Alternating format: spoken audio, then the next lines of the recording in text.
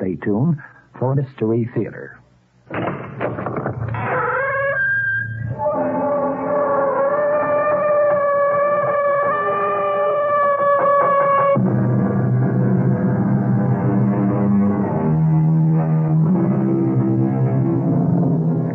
Come in.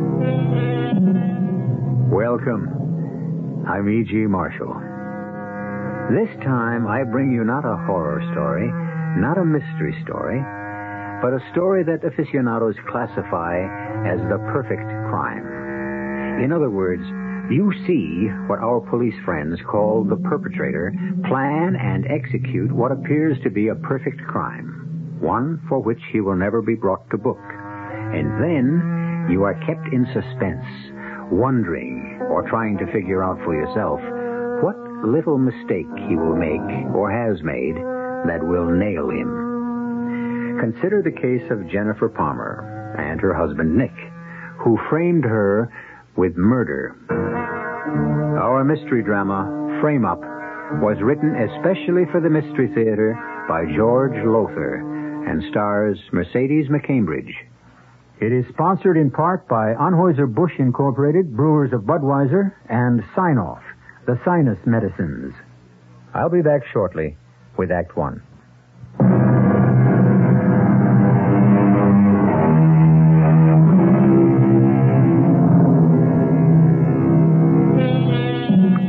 Lounging in this big, comfortable leather chair of mine, I sometimes get to speculating on whether I could try anyhow, to commit a perfect crime. It must require a great deal of nerve and the conviction, I suppose, that one is a highly superior human being, vanity of one's self, contempt of others. These would surely be two characteristics of whoever planned a perfect crime. Nick Palmer possessed both in abundance, but they were carefully concealed most of the time under a veneer of charm. Unhappily, so far as Jennifer, his wife, was concerned, that veneer had cracked long ago. Divorce. That's precisely the word I used, Nick. Divorce. But, Jen, dear, on what grounds would you divorce me? In the 4 years of our marriage, you have been unfaithful at least 4 times. You can't prove that. And using the power of attorney I gave you, you mishandled my money. You can't prove that either. Well, luckily, I don't have to prove that.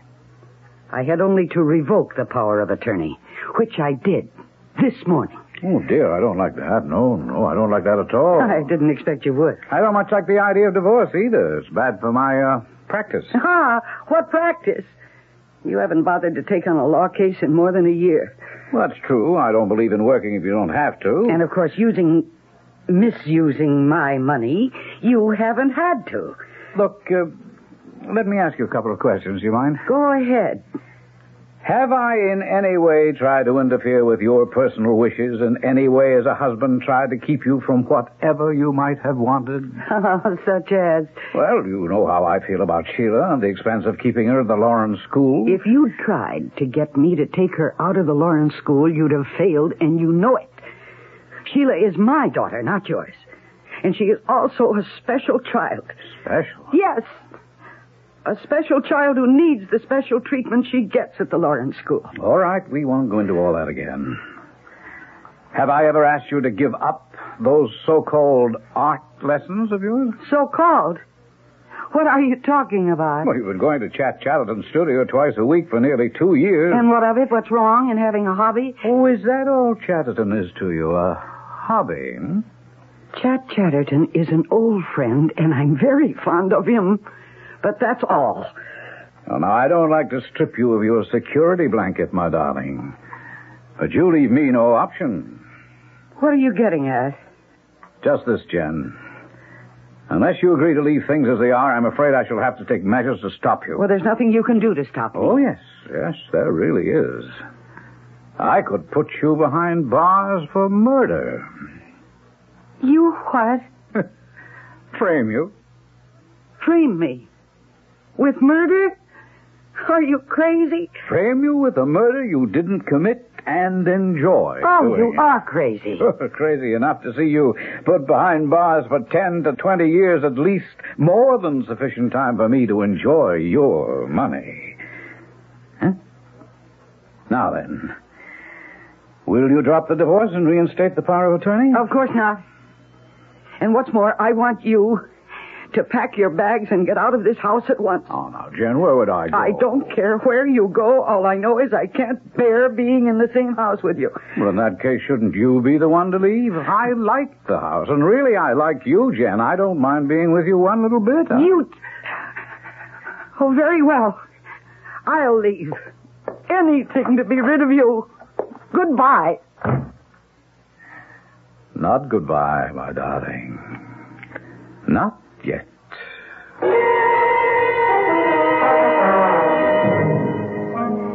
Jen? Would you use a warm or cool shadow here under the jawline? Jen? Huh? Oh, what, Alexis? Oh, this portrait I'm working on, I'm not sure if I should use a warm or... Jen, are you all right? Yes, sure, Alexis. Why do you ask? All through painting class today, your thoughts seem to be elsewhere. Well, something on my mind, that's all. Oh, well, anything I can help you with? No, it's, something that I have to work out for myself. A 10-minute break, everybody. And then I'll have a look at what you've done. Hey, that portrait's coming along fine, Alexis. Wish I could say the same for your still life, Jen. Yeah, I wish I could too, Chad. Oh, well, she just hasn't been with it today. Yes, I sort of sense that. Alexis, do me a favor, will you? Oh, you have but to command, Master. Have everybody arrange their paintings along the wall so I can just walk by and look at them, huh? Master, I go. Care to talk about it? Chad, Nick threatened me this morning. Threatened you? To frame me with murder. Would you run through that again? To frame me for murder. You told him about divorcing him then? And revoking the power of attorney. And he said Well, he must be out of his mind. How could he frame you or anybody for murder? I don't know. But if anyone can, he can. Oh, come on now, Jen. No, I know him better than you do. He's brilliant. He's got a mind that, honestly, sometimes it scares me. Well, he doesn't scare me. I'll take care of this little matter in short order. How, Chad? What can you do? I can go and see that creep husband of yours and make a few threats of my own. Palmer, Jen's going to get her divorce, and she's already revoked your power of attorney, and that's that. You give her any trouble, and I'll beat the living daylights out of Look, I assure you, unless she gives up all thought of divorce and reinstates the power of attorney I've enjoyed, well... Look, you dirty... You go ahead, hit me. I'd like nothing better. 6-2 against my 5-10. I could sue you for every penny you've got. If you've got anything worth suing for. Or are you just living on hopes? What do you mean? Jen's money. Once free of me, if she gets free, the field would be wide open for you, wouldn't it? Why, I could take...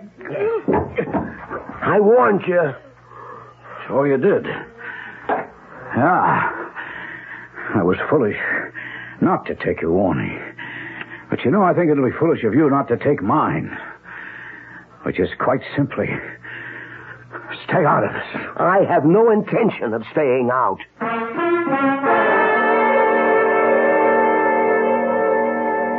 Large tube of zinc white, and then, let's see. Oh, a couple of tubes of ultramarine, cerulean, cad red light. Excuse me.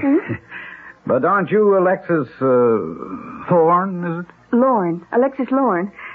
I'm afraid I I'm don't Jennifer know. Palmer's husband, Nick.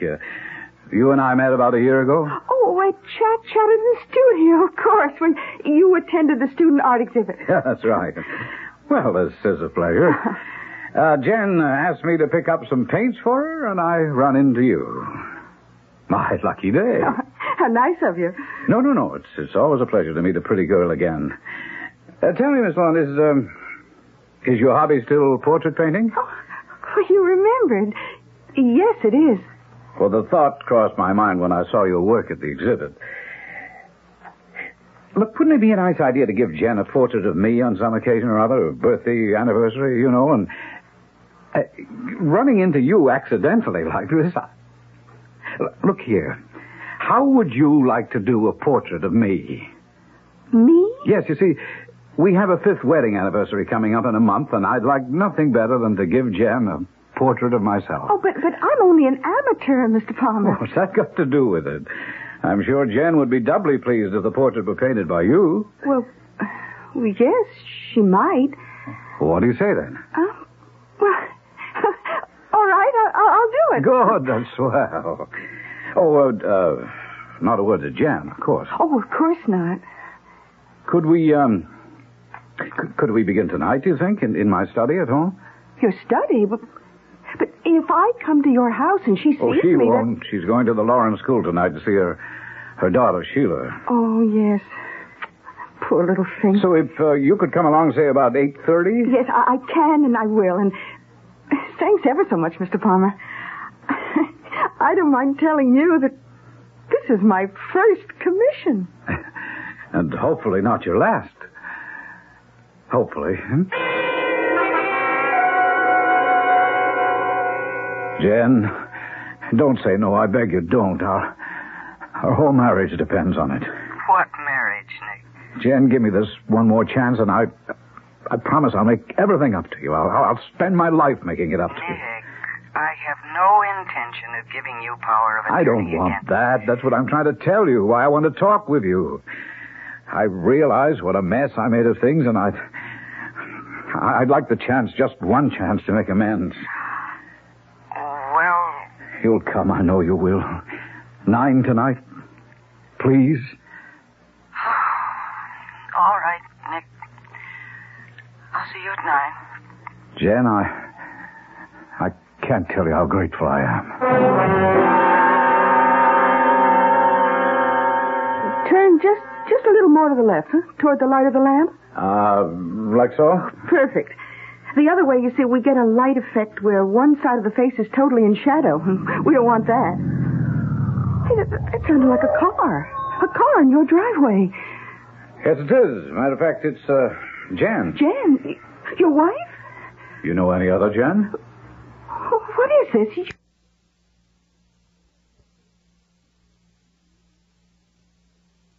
Some kind of game? You don't want your portrait to... That's what you just took from that drawer. It's a gun. Yes, I'm, sorry to dash your hopes, Alexis. Dash my hopes? Remember you told me this was your first commission, and I said hopefully it wouldn't be your last? Sorry, dear, it is. Oh.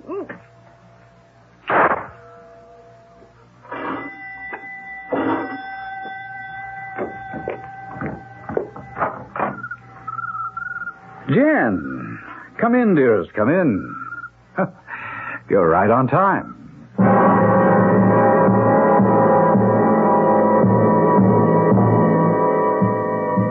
So Jennifer Palmer walks into a trap, and the trap is sprung. Nick promised her he'd frame her with a murder, and from where I sit, he's well on his way to keeping that promise. I'll return shortly for Act 2.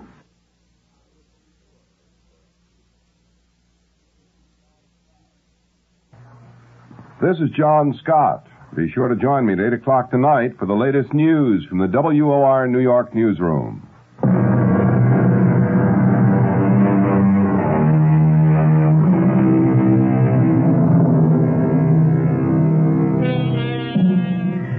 Well, now, we've been discussing the perfect crime, and we have seen Nick Palmer take the first step toward the accomplishment of his perfect crime by inviting Alexis Lorne to paint his portrait, and then in cold blood shooting her dead as his estranged wife Jennifer rings the front door buzzer. But frankly, I don't get it, do you? I mean, quite obviously he plans to frame Jennifer for the murder of Alexis, but exactly how will he do that? All right, Nick. Say what you have to say. Oh, come on, Jen. Sit down. Let's have a drink. No! Just tell me what you have to say, and I'll go. Okay. Jen, I'm sorry I made you such a rotten husband. I'm sorry about playing around, about squandering your money, the whole bit. I'm sorry I made no effort to be more of a father to Sheila. Well, she's not your daughter. Even so, I know what she means to you. Oh, please. If all you're trying to say is that you want another chance, my answer is no. Well, everyone deserves a second chance. Yes, but this would be about the 20th for you, Nick. Good night. I can't live without you. You can scarcely expect me to believe that. No, it's the truth. I don't want to live without you. Refuse me one more chance and you might as well kill me. Oh, I think you'll survive. Now, let me show you I mean what I say. Nick, are you mad? Oh, will you put that gun down? Oh, no, I've got it pointed straight at my head, Jen. Now, tell me that you'll return to me, or I swear I'll pull this trigger. Nick! Say it. Say you'll take me back. Nick, I can't lie to you. Now, give me that gun. No, I'm going to kill myself. I'm going to kill myself. Kill. No, you're not. Now, give me the gun. That's better. I'm everything you say I am, Jen. I haven't even got the guts to shoot myself. Well, let's both be glad that you haven't. Even so, I'll keep this gun. Just in case.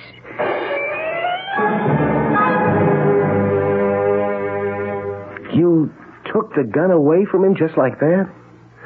Pretty damn cool of you, Jim. No, not at all, Chad. Nick had forgotten that he pulled this little scene once before. Only I fell for it that time. I wasn't falling for it again. He had no intention of killing himself, and I knew it. And why did you keep the gun? Well, just to play it safe, I guess, because you never know. You know, you really never know. That's true enough. Well, this is a great pleasure, you dropping by like this. I had to tell somebody. Sure you did. Oh, this is my night for unexpected visitors. Well, all right, I'm coming. Yes? I'm Detective Rice, police. My partner, Jim Andrews. Detectives? You Jennifer Palmer? Yes, I am. Hi, Mrs. Palmer. I hereby arrest you on suspicion of murder. Suspicion of... It's my duty to tell you that it's your right to refuse Now, to... wait a minute. What in the world You are better stay out of this, Bud. One thing more, Mrs. Palmer. Anything you say can be used in evidence against you. Okay, let's go. Yes, of course. But murder... Just a minute. Will you open your bag, please? It's my handbag, yes. Sure. This the gun you used? The gun Oh, no. No! Never mind, just come along. No. No, I'll keep the handbag.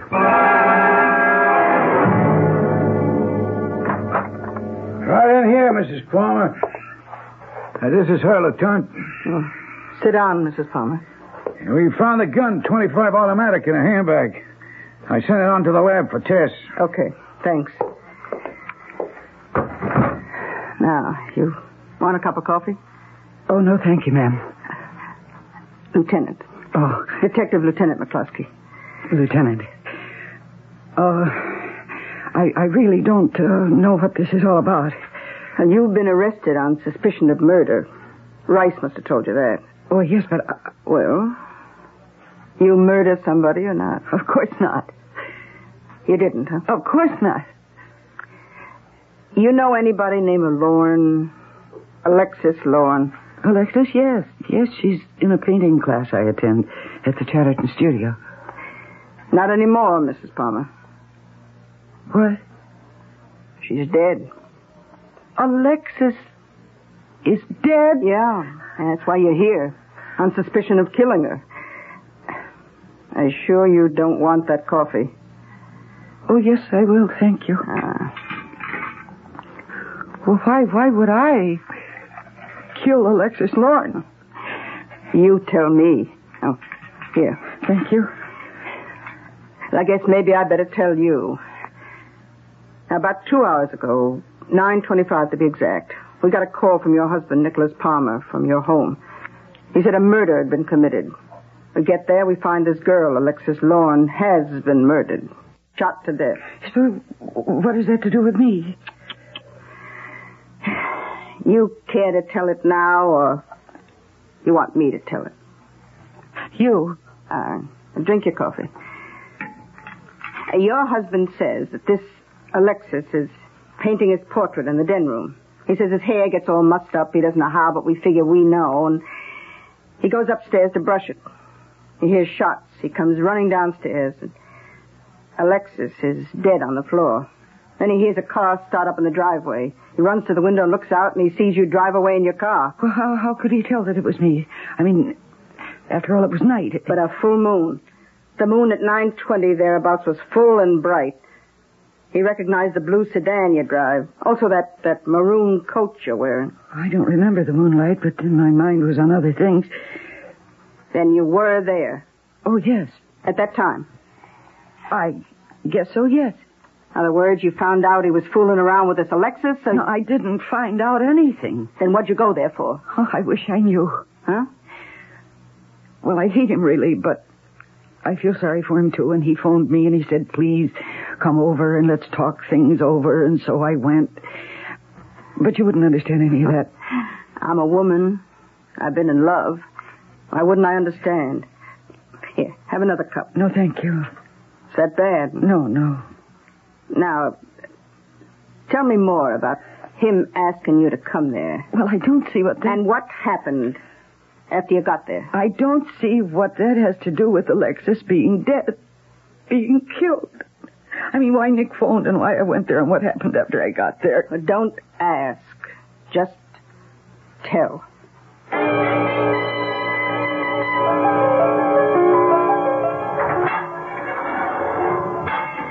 Oh, Chad. Oh, how are you doing, Jen? Oh, well, I'm doing. Oh, Jen. Chad. I didn't know what to bring. Candies out, figure. And flowers, funereal, so I brought this. Oh, it's sketch pad and drawing pencil. Thank you, Chad. Oh, it keeps you occupied. I ran over to Lawrence School, saw Sheila. Chad? Oh, she's fine. Nothing to worry about. How are you? I'm awful. Sure, but listen. You've got a friend. You? Me? Oh, I'm more than a friend, you know that. Anyhow, I could be if you ever let me. McCloskey. Lieutenant McCloskey? I asked to see her, and she said okay. She believes your story, but the evidence is against you. 100%. He framed me. He said he'd do it, and he did it. The way I see it is that he shot Alexis to death, timing it at the moment that I arrived. And then a little later he went into that act about shooting himself, knowing that I'd take the gun out of his hand so that my fingerprints are on the gun. And the whole rotten mess about my divorcing him for infidelity and the mishandling of money. Chet, what about the money? I mean, I'm thinking about Sheila. The money... He's tied it up. Somehow, don't ask me. It's legal mumbo-jumbo, things I don't understand. Like, you could have been free on $100,000 bail, but he blocked that, said you were unfit and so on. Unfit? Well, I guess I shouldn't have said that. What do you mean, unfit? Well, that sounds like something to do with Sheila. Well, is it, Chad? Listen now. I'm listening, for heaven's sake, Chad, please. All right. He's moving already. He's moving to get control of your money, of Sheila, of everything. But he can't do that. Do you think he can? Well, you might as well know he can, and he is. But how? He's still your husband, with certain legal rights, I guess. And a brilliant lawyer. Jen, I don't understand these things. It takes a set of mental muscles I never had, but he can do it, and he's doing it, and there's only one out for you. For me and Sheila, you mean? Sheila? Yes, it's the money he's after. That's all he's ever been after. That's all he's ever wanted. And if I'm convicted, it will mean the death of Sheila. He'll take her out of the Lawrence School, and he'll put her away something? No, he wouldn't do that. We'll never let him do that. How can we stop him? How? McCloskey, she says it's a matter of his word against yours. Plus the evidence against me. Well, yes, that too. Yes, that too.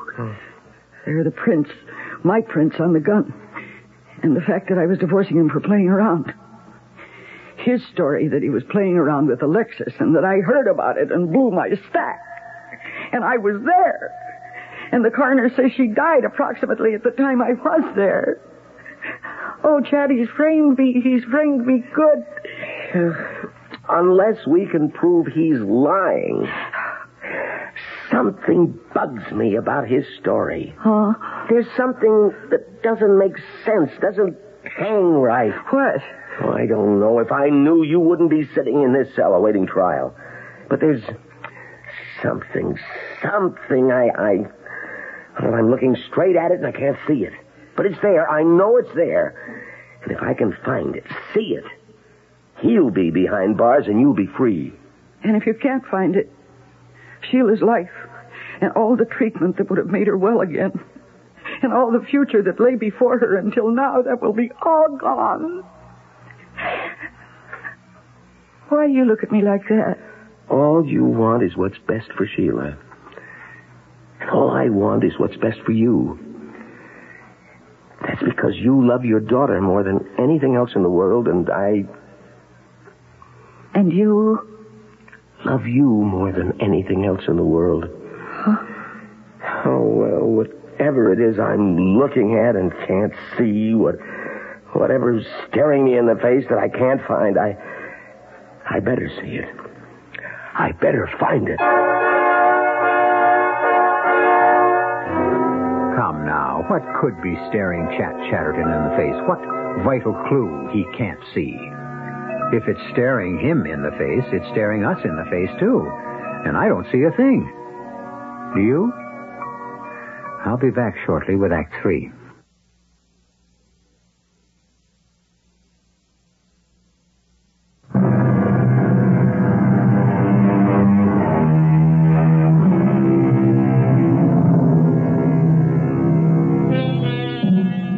Framed into a charge of murder by her husband, a murder he committed, Jennifer Palmer, if found guilty, faces a sentence of anywhere from 20 years to life. But if the thought of spending years in prison for a crime she didn't commit is torment to Jen, the prospect of what lies ahead for her young daughter Sheila is agony. For Sheila, a special child, needs constant professional care and treatment. Care and treatment that will surely be withdrawn if Nick Palmer gains custody. Now, as witness for the prosecution, Nick takes the stand in the trial of the state versus Jennifer Palmer. Now, Mr. Palmer, I show you this gun. You ever seen it before?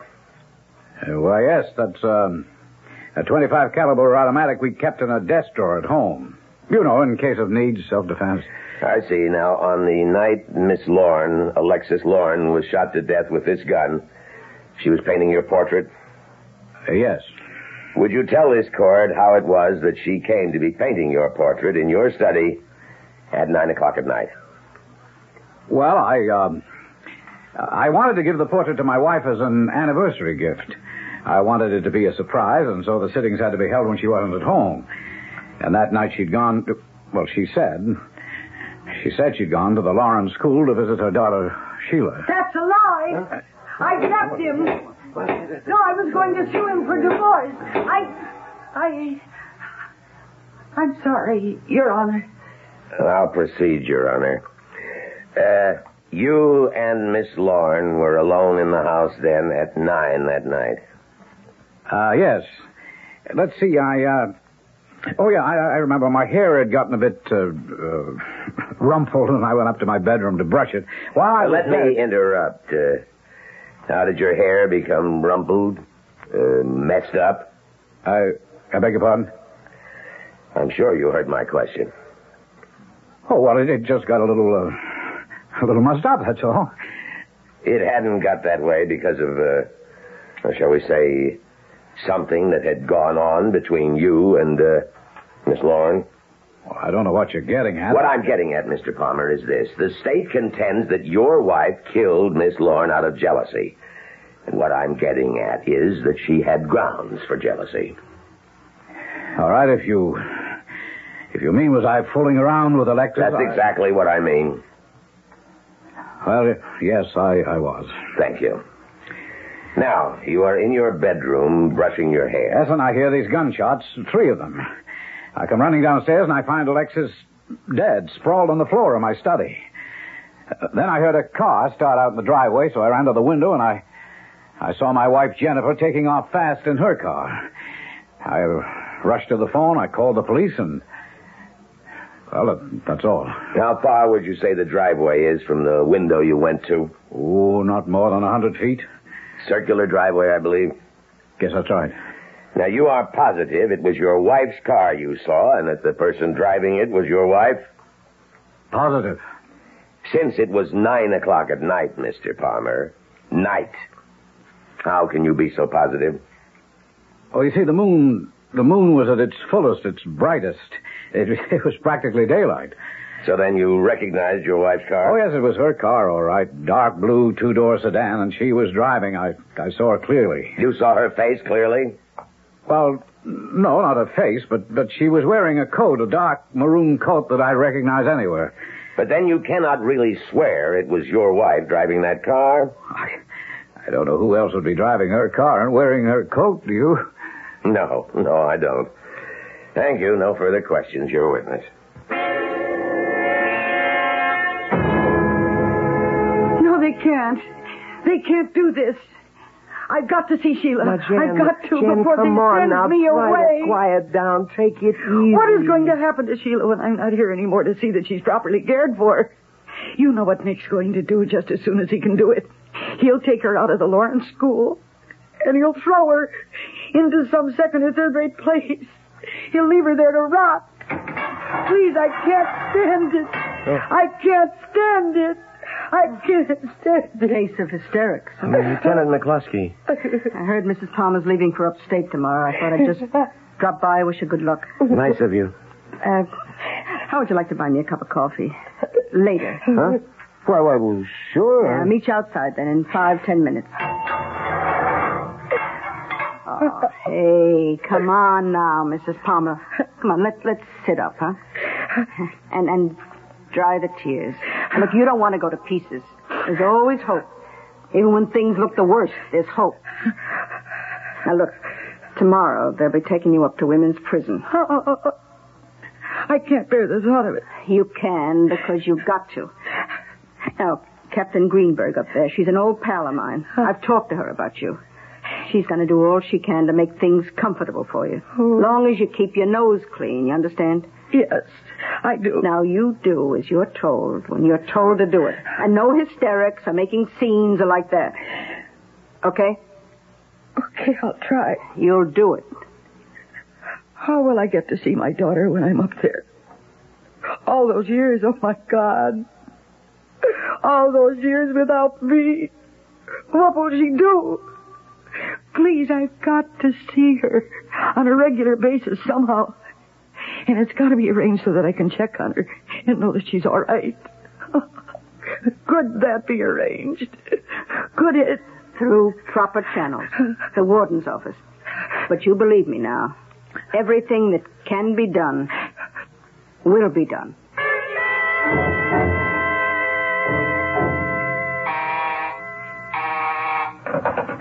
Lieutenant McCluskey.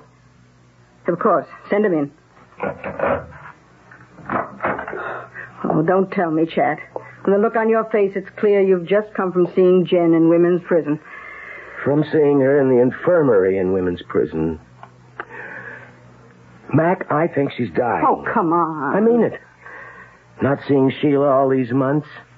Nick refusing to bring her to the prison, refusing to let anybody else take her, and now learning that the kid's been placed in a, well, you know, the kind of institution. I'm afraid I do. But how did she learn about that? He wrote and told her, the dirty creep. Oh. Nick wants to kill her, and he's succeeding. You should have seen her. I saw her last week. Well, Chad, I wish there was something I could do. Something somebody could do. but there isn't. It was her story against his, but unfortunately for her, all the evidence was against her, even to the moonlight. Moonlight? Oh, it being a bright moonlit night. That didn't just happen, you know. Nick Palmer planned things that way. Planned everything for a night when there would be a full moon. Yeah. And tricked her into grabbing the gun away from him. Damn, if I could only... Only what, Chet? There's something, for months now, it's been gnawing at the back of my mind. Something. What kind of something? Something that's wrong with Nick Palmer's story. Something that doesn't fit. It's staring me in the face, yet I can't see it. Are you sure it isn't just, wishful thinking? I mean, you want to prove Jen's innocent. I want to save her life, because that's what's at stake now. And no, it isn't wishful thinking. There is something. And by heaven, I'm going to find it. Nick Palmer lied, and whatever the something I'm looking for is, it'll prove he lied. All right, coffee break over, class. Settle down. Now, we'll return now to our discussion of color, and no questions, please, until I'm finished. Great artists haven't just used colors in their work. They have intimately understood, felt, experienced color. Now, here is a tomato.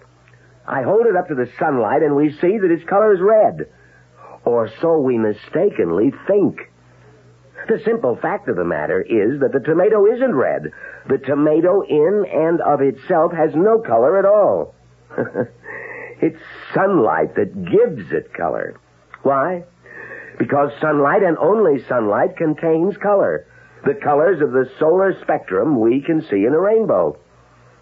What happens is that an object, any object, absorbs all the colors of the spectrum. All the colors in sunlight except one. A tomato absorbs all spectrum colors but red. A banana, all colors but yellow, and so on. In other words, without... Oh, good Lord. There it is. There it is.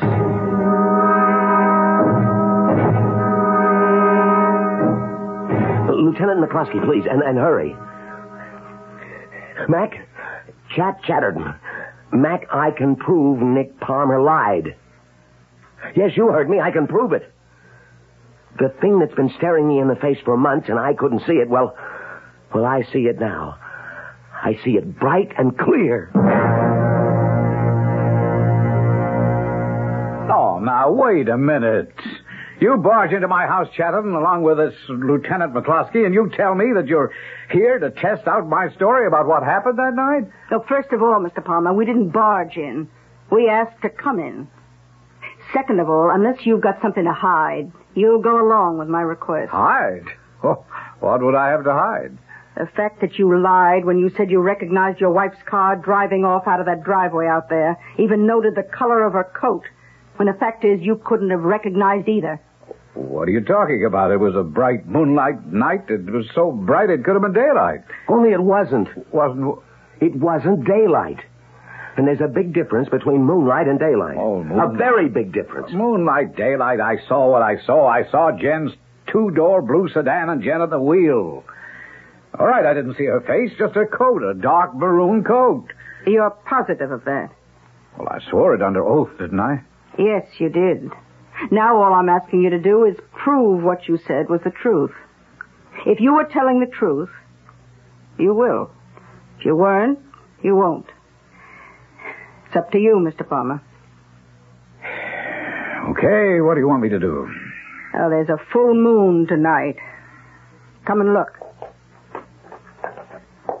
There. You can see the driveway just as you saw it on the night of the murder. Clear and bright as daylight, you said. Ah, that's right. And now what I'm going to do, using this little two-way radio of mine, is to order one of my men, Detective Rice, to parade, you might say, a number of cars past you as you stand here in the window. Now, don't concern yourself with the drivers. The colors of their coats are like that. You just pay special attention to the colors of the cars, okay? Look, Lieutenant, this is silly. Okay, Ed. Send the first car through. The color of that car, Mr. Palmer? What is it? Well, it's white. Next car, Ed. Name that color. Quick. It's black. Next car, Ed. What color? Well, it's black, too. Oh, wait a minute. It could have been... Yes? Well, I don't know. Next car. Name it.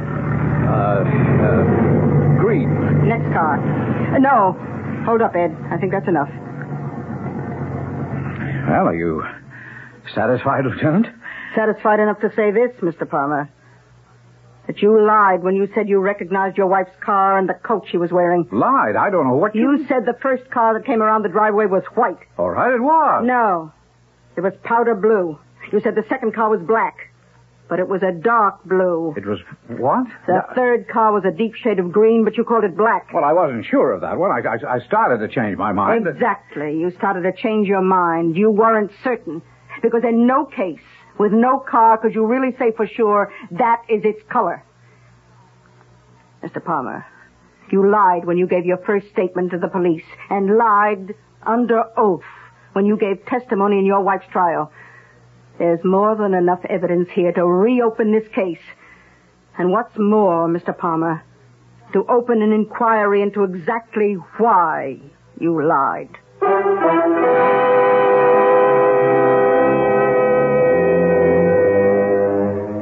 Well, it is said, and truly said, that perfection is something aimed at, but seldom achieved. Never achieved, I may venture to say, when it comes to crime. Did I say never? Well, hardly ever. I'll be back shortly.